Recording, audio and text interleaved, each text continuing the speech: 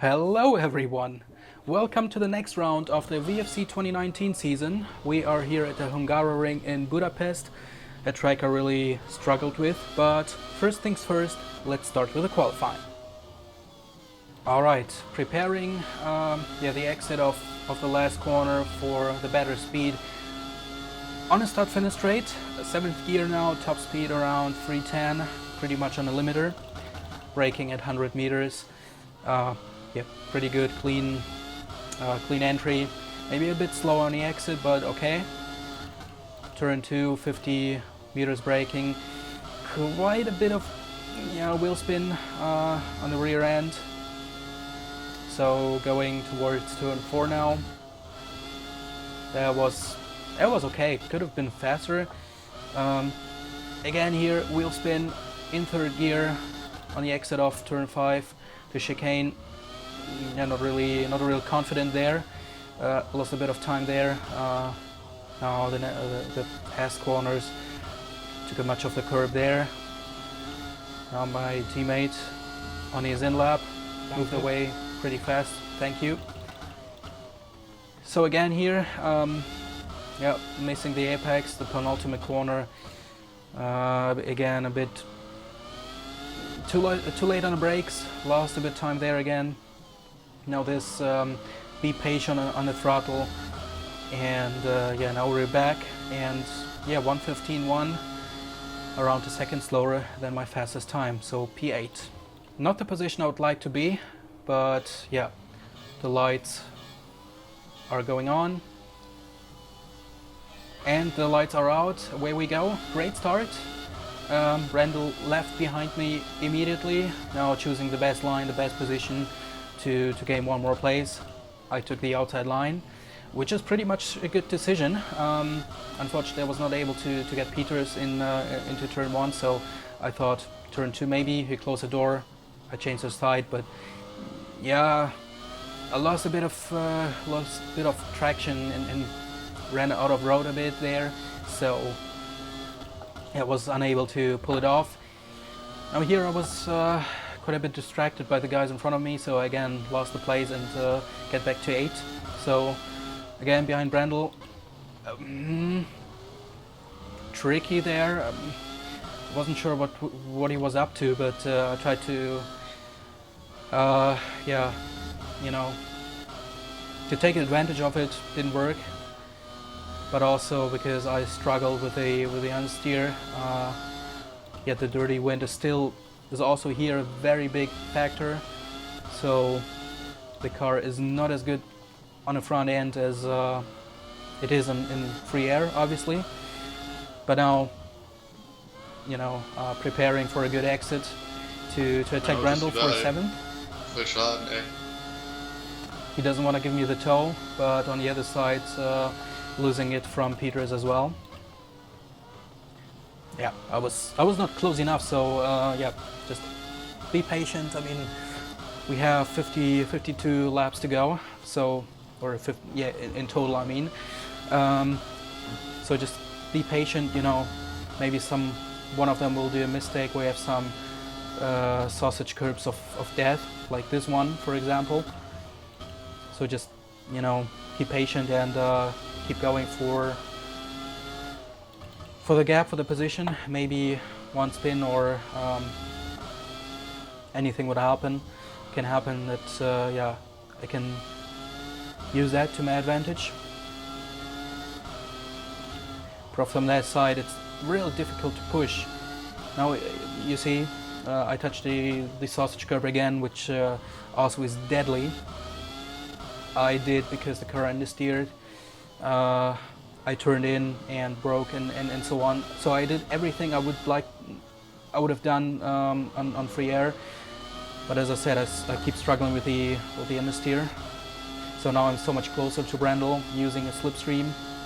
But there is a limiter at 318. Tried to intimidate him a bit. He didn't bite, so let's get another chance. He's not very far from Peters, so if they should tangle, I could use the chance to get them both.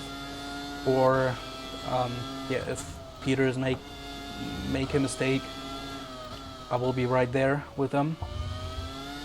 Now again, slipping tires on the rear end, despite being in third or fourth gear. This was not ideal.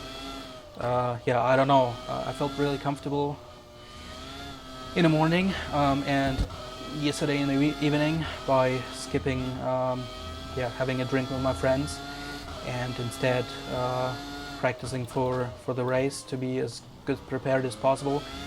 But all the confidence was gone after the qualifying. I mean, my best lap time is a 16.9, and on paper I was able to do 15.5, 15.7, occasionally a 15.3. Hier, wenn ihr wollt, kann ich So, die Leute ein bisschen aufhalten. no, thanks, but Ach so, geht no, bei mir eh nichts. thanks. Ja, war nicht schlecht. Okay, Pascal says, yeah, do it. So I'm approximately 1 to 1.5 seconds out of my pace, you know, and this is huge because my target is P4, P3, with only one human car on the grid. Wasn't a realistic target, but now I fucked it up. Broke on the grass, lost 2 positions, one to Jungblut and the other to Cutis. I mean, especially the Jungblut guy. I mean, the GT Tempo cars are the on second place in the Constructors' Championship, so we have to score as many points as possible to get as close as possible to them towards the end of the season for the better budget for the next season, you know. But on P10, I do no good to anybody of us, especially to myself. I mean, still I'm in front of Benton Reader, don't want to say it again. Still holding on for 1 point at least. Not ideal, but as I said, it's a long race, it's a long week. Now I struggle with slowing the car down for the hairpin. We're in lap 4, 48 to go, so just keep your head down, try to go through the guy and regain your position, and most importantly, regain your confidence. Because I know that the car is capable of laps which are 1.5 seconds faster.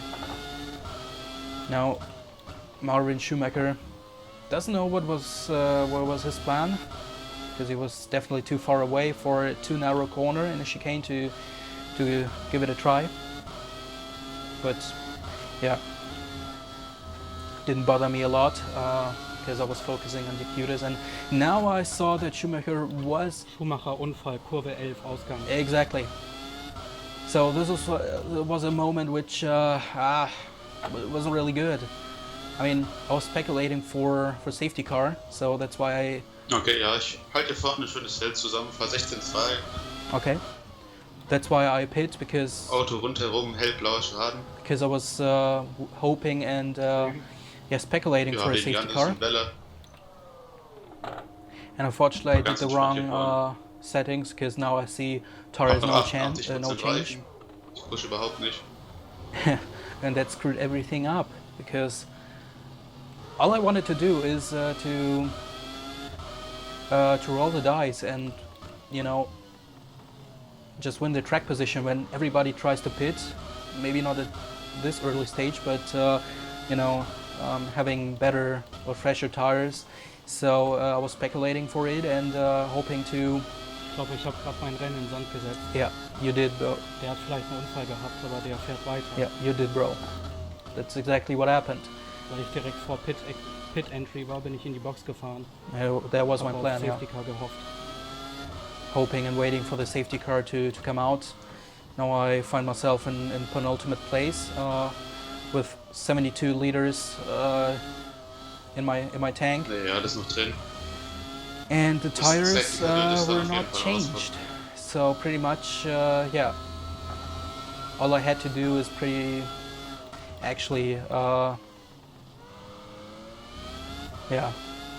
a bit risky the move, but to be honest, I didn't want to be holding up by him for 3-4 seconds, even though these are 2 corners. That guy is so incredibly slow. Yeah. What's happening is that I got refueled, 70 Ich habe jetzt liters. auf jeden Fall knapp 70 Liter, jetzt muss ich die Reifen managen. Yep. Managing the tires, which is pretty much impossible at this current stage because they're all almost done. At that moment, I was thinking that I got new tires. I think towards the end of the lap, I realized that I didn't. So all I had to do is to stretch the stint until that point where I should have pitted for new fuel and new tires. This was lap 14. So being patient with that opponent in front of me, as he's obviously struggling Das heißt? too and pretty slow. Ja, ich habe Standbildschirm. Meine Reifen haben minus 280 Millionen Grad. Now Benton Reader is out of the race due to a bug or I don't know. We'll come to it later. So yeah, being patient. Almost lost it in that corner. I mean, I'm losing time towards the other guys who did not pit it and who are 17 or 20 seconds in front of me. Now I'm in a good position to overtake Simon Core. I mean, no need for him to defend. Again, a bit struggles under braking for turn 1. Now I realize, yep. I think now I realize that I got the same tires. 64%. Rear left. Ich habe auch anscheinend was Falsches gedrückt, weil meine Reifen wurden nicht gewechselt. Mhm. Toll, oder? Yeah. So pretty much I fucked my entire race for in the first 5 or 4 laps. Something about that. I mean, I really tried to gamble and to roll the Das ist dice. bitter. Because just imagine if the safety car really would have come out, while everybody does War jetzt an einfach entire mal lap gucken, with was passiert. their bad tires. Ein Safety Car wird bestimmt noch irgendwo kommen. I have completely fresh Kommt ones noch ein paar Punkte mehr dazu. with more fuel, Ich bin dann am Halbknopf wieder durch. and Danke. yep, no Benton Reader left. Yeah, fresh tires with Ansonsten more kann ich fuel fahren, das Feld to auch noch mehr einbremsen, wenn du möchtest. stretch my stint out, Einfach dein Rennen und gut ist. and possibly I could have. Das mache ich schon seit Runde 1 nicht. Ich bin hier ganz entspannt am Cruisen. Yep, Poland is cruising. Okay, ist auch jetzt im dritten Sektor gelb ständig. Den Bug haben wir schon seit Belgien. Yep, the yellow flag in sector 3 is a bug. Okay, Poland is just chilling his pace because Walborn is uncatchable, and the other guys behind him he's able to control and to keep them behind. So no need to push for him. And yeah, as I said, just imagine if everybody would have pitted while I just go past them and win back all the positions. And even if I didn't win back all the places, I'm right behind them with complete fresh tires with my pace, even though with more fuel than anybody else. But from that point on, it's a completely new race. So all I needed was the safety car deployment, but it didn't happen. So now I have to catch all the guys up, and yeah, now we see poor traction out of pretty much every corner. So careful on the throttle. Sometimes I had to short shift. I'm not sure whether I did or not at that current stage. Didn't look at it. Now Kevin Peters is in a pit. But yeah, again, sliding car into turn 1. Yeah, not much to say at that current stage. I really tried to not to push, but yeah, to manage the tires. Don't drive too aggressive, but on the other side, you know, driving as careful as possible without spinning, because at every single acceleration the car wants to slide away, and this is the snowball effect at the end of the day. I mean, the more worn the tires get, the more you slide. The more you slide, the harder they get, and the harder you get, the more you slide. So yeah, It was so incredibly difficult to keep the car on track and still being fast. Fast enough at least to keep the distance towards the other guys, just in case of a safety car or something unpredictable, to give myself the option, you know, to change the strategy as I did in Silverstone. Another slide. And that's the point, I'm not even braking too late. 100 meters, even with 54 or 70 liters, is the ideal braking point. So, yeah, I don't know. As I said, I have simply no 49% rear left, so yeah. I'm just trying to stretch, yep, again, slide on the exit. All I try to do is to stretch it out as long as possible until my first really regular stop I really planned. Yeah, just completely sliding. I think in that moment I asked myself, isn't it smarter to pit now? So I tried for one more lap. Carvalho, one of many times aside the track. I mean, that guy got lapped 7 times towards the end of the race, unless he finished. So kudos to him for that. Yeah, I don't know what my lap times was, but I am keeping the distance to Rene Weller around 15 to 16 seconds. No, not anymore, because of the slide in turn 1 again. Yeah. So yeah, now I accelerate from out of 3rd gear to reduce the amount of slip on the rear end. Yeah. So from that point, it's just looking at it afterwards. It's pretty much pointless to try to stretch out your stint while you're losing 1.5 to 2 seconds with somebody with fresh tires. I mean, I'm not even in a position to accelerate properly. So, yeah, it's more or less cruising around like the Formula 1 drivers did in Singapore, and they did it for the strategy. I do it to keep the car on track. I mean, the front end is completely okay. The car turns in as if the tires are completely fresh. Now I really think now it's time to pit, because I saw that Patrick Newman, Jungblut, all the guys I was around before my pit stop, they were already in for new tires. So from that point on, it's really pointless to keep on going with those tires for 1 or 2 more laps. So even though I planned to pit in lap 14 to stretch out the first stint a little bit for 1 lap, I think, or 2 laps. At that current stage, it was really pointless. Because even if you imagine that I didn't stop, of course I would lose time, but I might gain the time at the end of the race with the fresher tires, because I planned my second stint 2 laps longer. Now I spin, and now I crash. Oh, dieses scheiß verfickte Spiel, Alter. Bei mir hat sich das auch aufgehängt. Yeah, well, here we end up watching our teammate being on P2 and helping him through the race.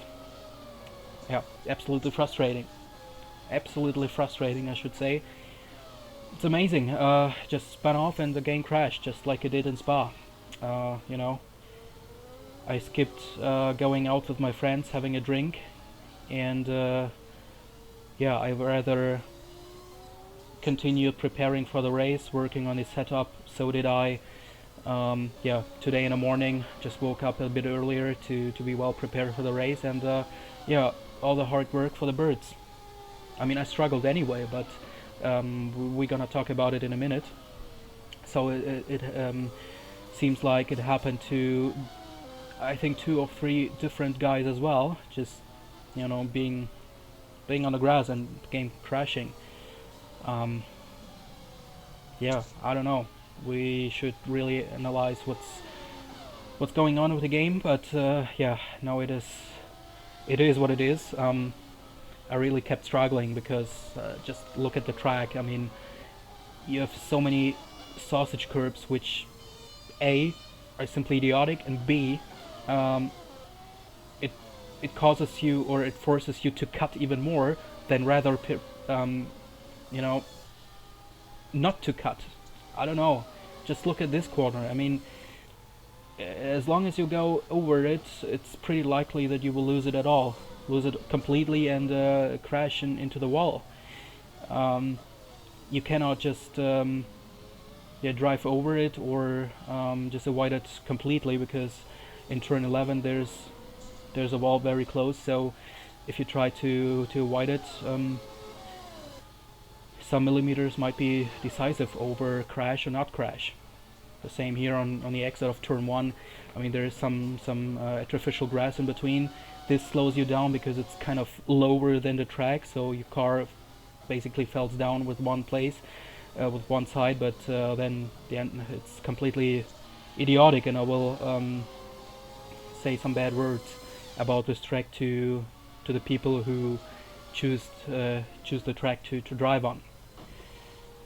But yeah, this was one of those reasons why I struggled here. The other one is that, you know, there was simply no chance for me to find the right balance. I mean, yeah, I simply had no confidence in the car, you know. It was like snap oversteer under acceleration when you don't really expect that. Sometimes the car oversteers under braking and you try to to catch it, but then your rear tires are getting too hot, and as soon as they get too hot, they will never ever recover from that, and you spin even more. So on different occasions the car simply understeers and I cannot get it in there in the corner. Simply no trust in the car, no confidence at all. But yeah, especially today in the morning, I found a good way to, or basically yesterday in the evening, I found a good way to maybe work on that problems. It felt good. I had a good pace, but you know, I don't know what happened. But in the qualifying, I completely lost everything, and my fastest time overall was a 1:14.1. And I think I did a 1:15.1, so 1 second slower than my fastest lap, and all my confidence was gone over a few laps. So the same happened in the race.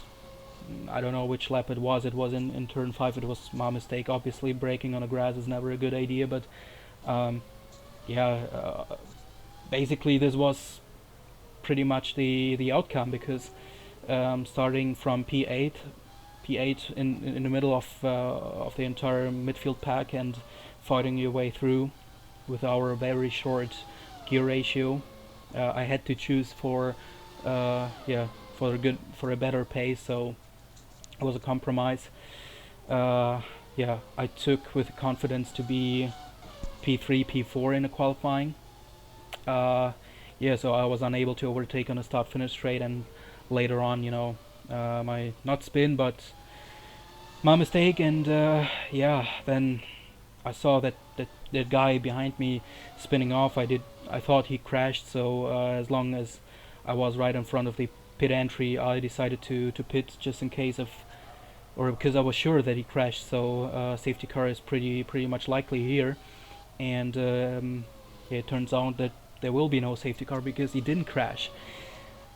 Yeah, I forgot or I unintentionally took the option not to change the tires. So at the end of the day, I had to stretch my stint until lap 14 and pit then when planned. But yeah, from that on it went all the birds. It was simply it wasn't. It was so challenging, getting on the power so softly, just not to spin again, and yeah, I don't know. It's just frustrating. I mean, this race was our chance to get 2 cars on a podium.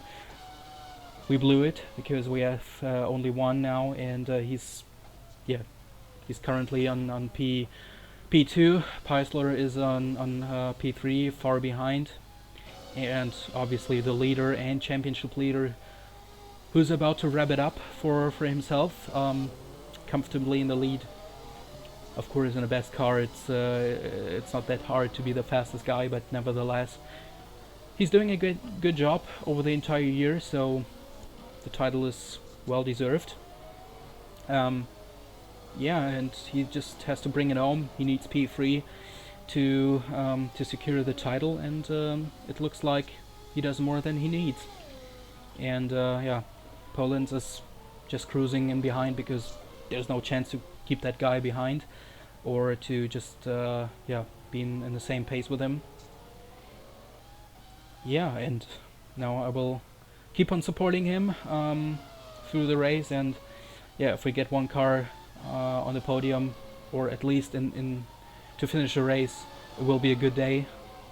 But for me, it's a race to forget, and I really need a rest now. I mean, back-to-back races are pretty much exhausting. Even though I had a day off on Friday, I spent entirely for preparing for this race, but I had no fun because I simply had no real confidence, and not real good setup, good balance for this track. Even though my race pace on paper should be good enough to be P3, P4, but now ending up as a DNF is it stinks. So yeah, thanks for watching. The next race will be in, I don't know, Suzuka or Sepang, I don't know, but the next will be definitely in 2 weeks time, so I'll use that week to have a rest of rFactor Racing, and see you then in 2 weeks. Goodbye.